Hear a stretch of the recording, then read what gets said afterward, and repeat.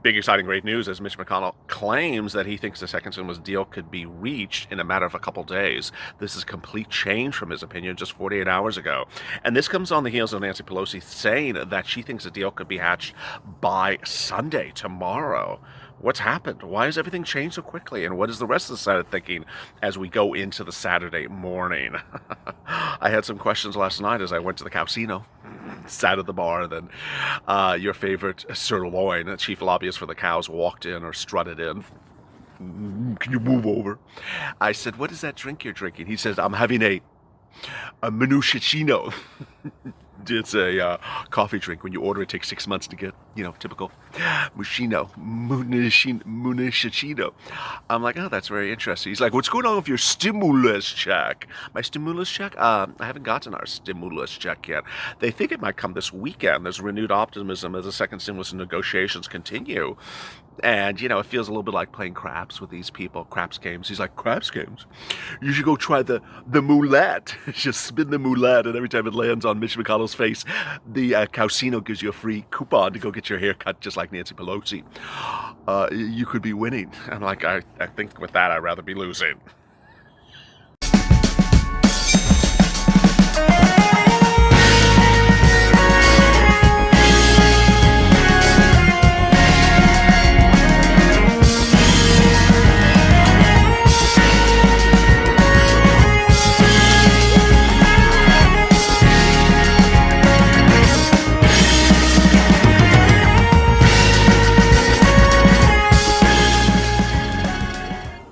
Hey, good morning, everybody. Happy Saturday morning. You made it to the weekends. Congratulations. The coffee's brewing. The minucicino is in the coffee machine. I'm here. You're here. The coffee and the tea and the butter and the toast. I hope your Saturday morning is going well. Congratulations. You made it to the weekend, and I'm glad you're joining me on Mornings at LALATE every day at 8:30 a.m. Pacific Standard Time with this video. And then shortly after this at 11 a.m. Pacific Standard Time, an hour and a half later, comes day 2 of our new hit series 14. Today is day 2 as we check in with the latest developments on your second stimulus check and stimulus package as impacted by the 14 days of isolation of the president because of COVID-19 contractions. So certainly join me for that broadcast as well. If you've not gone to the first channel, subscribe because I'm going to have incredible details for you in this broadcast across the board, and also like this video. Okay, let me go over what I'll be covering in this broadcast because there's so much breaking news since just last night. First, I will be going over the remarks by Larry Kudlow yesterday, which are interesting about the amount of money that the parties are now negotiating at. Then I will go over a series of senators' reactions to the negotiations, both Republicans and Democrats, and if they think they would vote in favor of the bill. Remember, the Senate has to still approve the bill. The fact that Nancy and Steve make an agreement at any time means much of nothing if the Senate won't agree to it. So I have a couple of senators' reactions in the last couple hours. Next, I actually have one of the greatest dissenters to the entire stimulus negotiations, Lindsey Graham, speaking about it, and his comments are actually very positive. Additionally, I have comments from Mitch McConnell, who is singularly the most important person at this point, because the number could be a big trouble if it's too high for some certain very diehard conservative Republicans. Next, I will be going over why the situation has changed so dramatically. And third, I will be going over, I don't even know if that's third, it's probably fifth at this point. I'll be going over third-party analysts, these are not direct quotes, but these are opinions by Wall Street as to whether or not they think the deal is going to get done and why they think it has to get done. And I'll be going over some of your 2,100 comments from yesterday. Can you imagine? We were like 1,200 comments just about a week ago, and now we're at 2,000 comments per day. All right, let me get to the incredible details. The negotiations continue over this weekend. Steve Mnuchin, Treasury Secretary to Donald Trump, and Nancy Pelosi continue to negotiate over this weekend, all the way through Saturday, all the way through Sunday to get a second stimulus package agreement for you. Let me explain to you procedurally where we are. Procedurally, it's just two people talking. That's all it is. It's a man and a woman on the phone, not in person. I want to say something shortly just about that because I'm going to touch on it in the 14 show coming up later. Steve Mnuchin has tested negative.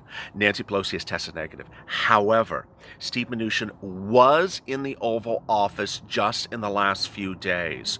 So it takes several days to test positive after exposure. The president was clearly positive in the middle of this week, and that Steve Mnuchin is negative as of Friday, but it could take several days so hopefully he continues to retest, and hopefully he's still negative. Nancy Pelosi did meet with Steve Mnuchin in her office, I believe it was Thursday, and she tested yesterday out of caution, and she tested negative. Again, she needs to continue to test, and we hope her the best, and that she tests negative as well. All right, let me go over what's going on. So Steve and Nancy will continue to talk over the weekend. They'll talk today, they'll talk tomorrow. I don't know if we will get press briefings from either of them about the developments, and I think this is very important. No one else is going to really say this except me to you. Nancy and Steve should be in isolation. Even if they are negative, they should not be out for a couple days because they still don't know, because of contact tracing, if they have an issue and then a few days from now. So they may not actually go out to speak to press to tell us what's going on for the next few days. They can still work on it. They can still do a deal, but they may have to do everything through printed statements. So I want to make that very clear to you procedurally where we are. All right, next, I want to detail for you where is that bill. And I think I've done this video 1,000 times, that there's still some confusion. On Friday, a Heroes Light bill was passed in the House, and a large chunk of House Democrats voted against it because of the pressure of the purple power. Congratulations. The bill passed. It is not law. The fact that it passed means much of nothing because original Heroes, also passed. And that is a dead bill because it's never going to be approved in the Senate. It has never been approved in the Senate. And this bill additionally is dead as well.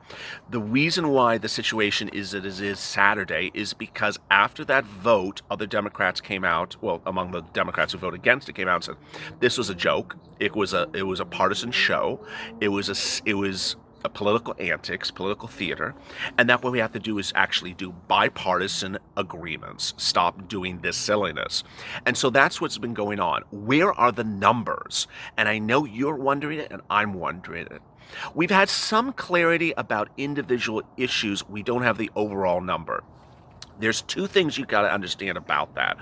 One, your stimulus check amount is not being changed. Two, your FPUC amount is being changed. 3, your hazard pay amount is not being changed. And 4, your EIDL grant, EIDL loan, that is not being changed. So what is being changed is overall apparatus of the package. You know, she was at 2.2 all the way through Thursday evening.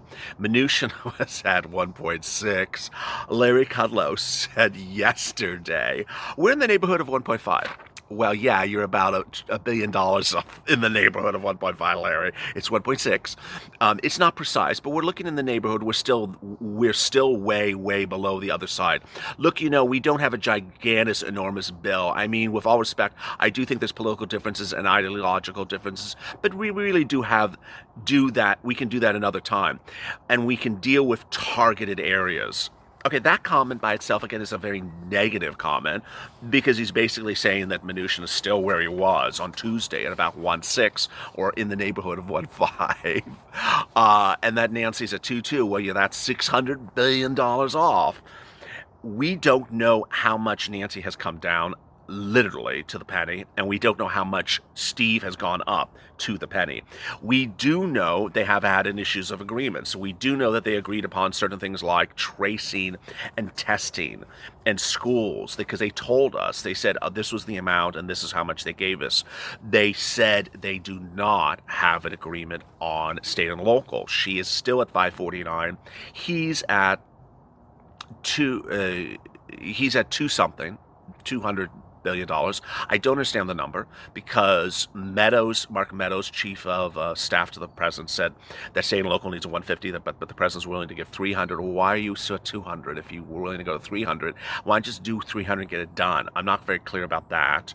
Then FPUC. We know there's no agreement upon FPUC because on Friday they told us there's no agreement upon FPUC. And they're sensibly where they were in July. So there's absolutely categorically no progress on FPUC. He's still at $400. Well, more about that in a second. He's still at $400 a week. She's still at $600 a week. It's ironic because the Problem Solvers bill, which this channel still supports and is still pushing with the Problem Solvers bill, and you should too on social media of Purple Power, they're at $450 a week and at 8 weeks, and then 5 weeks thereafter at $600 a week. And I know there's a stronger calculation behind it that's a little bit complex for this video. But the Problem Solvers that he supported, Steve Mnuchin, on Monday and Tuesday is not $400 a week. So for some reason, the White House has gone backwards on that number. I just, again, say 500 and let's call it a deal, everybody. Let's call it a day. But that's where we are. Now, this is where we are for the reactions. Steve and Nancy believe, according to Nancy, that the deal will be hatched and done by Sunday. Let me tailor this in. First, the viewers certainly are very skeptical of any remark she makes, which I absolutely adore. So it is no longer that people are buying into false hopes from Nancy Pelosi or false hopes from Steve Mnuchin. I think Steve Mnuchin has given us more false hopes than her because she's the temple too, but he's the temple of overly optimistic statements. So I understand that the viewers have absolutely been on points in the last 24 hours. Second, this is her opinion. It's not my opinion. Third, it's not his opinion. It's her opinion. And it's not an official statement. Here are the other opinions, and this is very important because the bill has to pass the Senate. And what bill would it be? It would be a version of what was from Friday changed. They're changing Friday. I want to make that very clear. Or Thursday. Whatever was passed in the House Thursday is not law. That's why they're negotiating. She's changing the numbers. She's reducing the numbers, and he's increasing his numbers. So it would have to be revoted in the House, a new version, then sent to the Senate, and then sent to the President. Hopefully that's clear. Let me say it again. Whatever Steve and Nancy agree upon would then be introduced to the House. It would be Heroes Light 2.0. It would be voted again in the House. Well, not again. It's a new version of the bill. Approved, sent to Mitch in the Senate, and then voted on there. Hopefully approved, and then sent to the President, where it will be signed because the President has already told Steve to do these certain things. So, will the Senate approve it? Let me go over some of the remarks as to what the Senate thinks about the situation tonight, or today. Susan Collins, one of my most unfavorite people in the world, Republican out of Maine. I do not think we should recess without a coronavirus package. Oh, wonderful. So that's a good one. She says stay in town until we get it done. I love that. She's facing Sarah Gideon, a Democratic Maine State House Speaker. We're not that far apart, she also said, Susan Collins. Now, ultimately, you hope these people know what they're saying, but I'm just telling you what their remarks are. She thinks they're not far apart, and she thinks they should stay in town until we get it done. Senator John Cornyn, a Republican out of Texas, who faces M.G. Heger this fall, says we will be delayed because of lack of funds because of no deal for COVID vaccine treatment. So he's saying that they should stay in town because we need a COVID vaccine and we need the money for that vaccine treatment right now. Then a Republican out of Georgia, Senator David Perdue. They should have done this 3 weeks ago. Oh, I love this guy. Yes, I'm very frustrated. That's his words, not mine. I'm very frustrated by that. Mnuchin and Pelosi have been talking this week about some sort of compromise. I'm hopeful. We'll be coming back next week, and frankly, I don't think we should leave until we get it done. I love that too. Vulnerable Republicans aren't blaming McConnell. So this is interesting. The Republicans in the Senate are blaming Chuck Schumer, the laziest one of the whole group, because they say that when Mitch offered that $500 billion bill about 2 weeks ago and that Chuck rejected it as inadequate, Chuck should have allowed it to sit there and allowed it to be negotiated upon and raised up, rather than Chuck just threw it to the sides and said, go to hell. So they're blaming Chuck Schumer. All right, let's discuss Lindsey Graham, which is the most pessimistic of this entire group, never wanting to give a penny to anyone. He says quite the opposite today. Great news. We need a package. We need a stimulus package. But it has to be something that's reasonable. It doesn't help me to throw money at the problem. It doesn't help me to put money where it matters. Half of us would vote for a package, maybe more right now, if it's reasonable. So he's saying that the Senate would vote for a package and approve it right now if it's a reasonable amount. Another one, Senator Republican Conference Chairman John Barrasso of Wyoming. Every member speaks for himself or herself, but those I talk to would like to provide the targeted relief. But they're not going to add trillions of dollars to our national debt for things that are unrelated to coronavirus, and that's what we see coming out of the Pelosi plan. Yes, and yes, and yes. That's absolutely categorically clear. It seems as though either they're watching this channel, or you're tweeting them, or they've actually read the bill to understand that Nancy Pelosi does, in a $2.2 trillion offer, have, $1.9 trillion of stuff in there that has nothing to do with COVID-19. It should not be in there. It should be somewhere else. I'm not saying it doesn't belong in the U.S. government. It just doesn't belong in a COVID-19 stimulus package because it's not stimulus relief. We have terrific candidates who understand their home states much better than Nancy Pelosi from San Francisco understands the states where our candidates are running.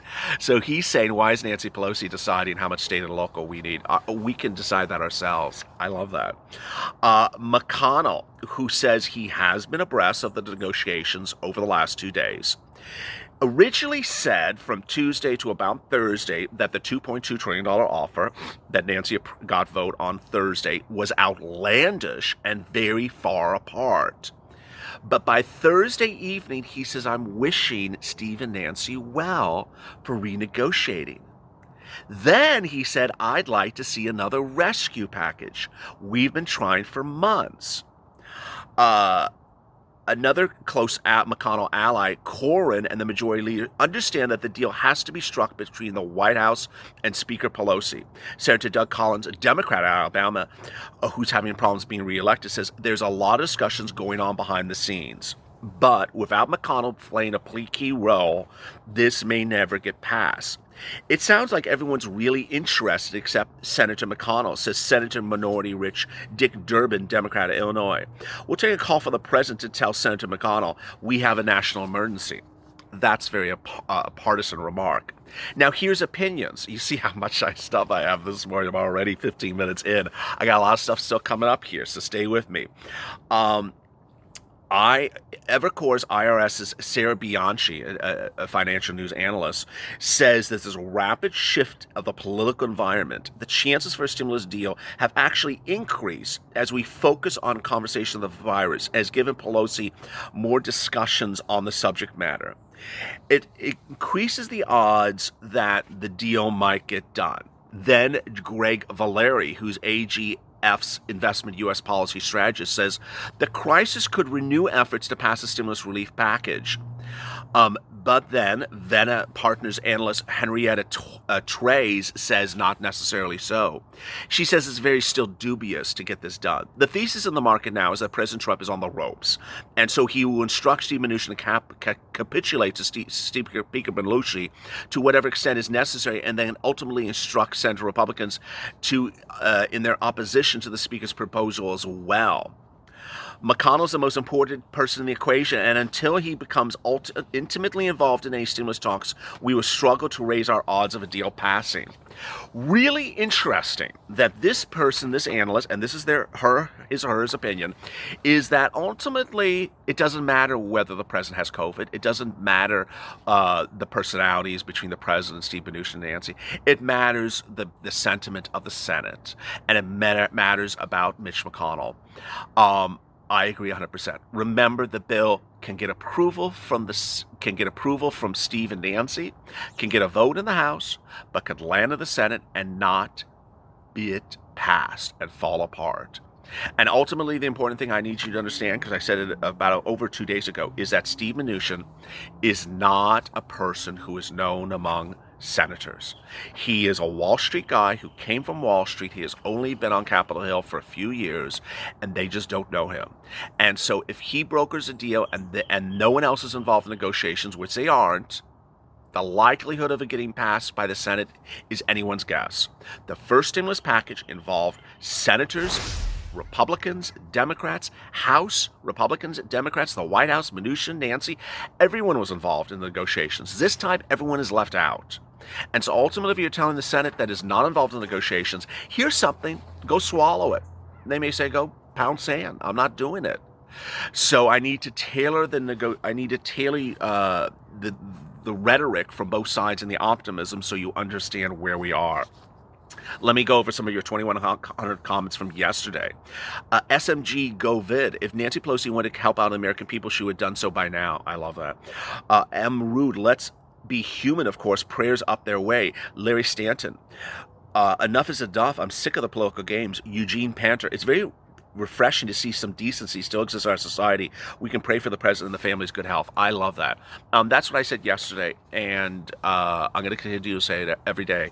You may not support the president. You may not support his policies. You may not want to vote for him, but you can certainly respect his medical situation and wish him and his family and his children and his staff and his Secret Service all well. Pat Brock, they act like they're taking it out of their own pockets. They do. It's just not their money. Just give us the darn money. Jeffrey McConnell. Hopefully now they'll see how serious the virus is. Guillermo Parra. Hungry, broke. Sandra Lopez. I personally don't like him as president, but I don't wish him bad, especially now. Pray there's a miracle in the stimulus package bill or Mr. President does an executive order. Amen. More about the executive order in 14 coming up next. Herbie Brooks. I have a novel idea. Let's take all the money that the states didn't use and deactivate it for stimulus checks. That's not just an idea. It actually is a plan. I've been doing that for a couple of videos for a few weeks. Herbie Brooks. I have Molly Mayers. Prayers to everyone who has COVID. Very well said. Patricia, praying for the president. Mark Yanovich. Anyone who watched Saturday morning cartoons in the 70s and 80s knows how a bill becomes a law. Yeah, I said that. Yeah, it's a bill. It's a bill. But I got 9,000 comments every single day. It's like, it's law now. I'm like, no, it's not a law. Lori Patrick, praise to the president.